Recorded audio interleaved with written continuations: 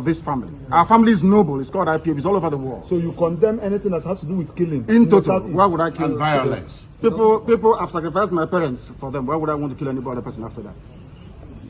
Anybody who's committing crime in the name of IPOB zone is a criminal.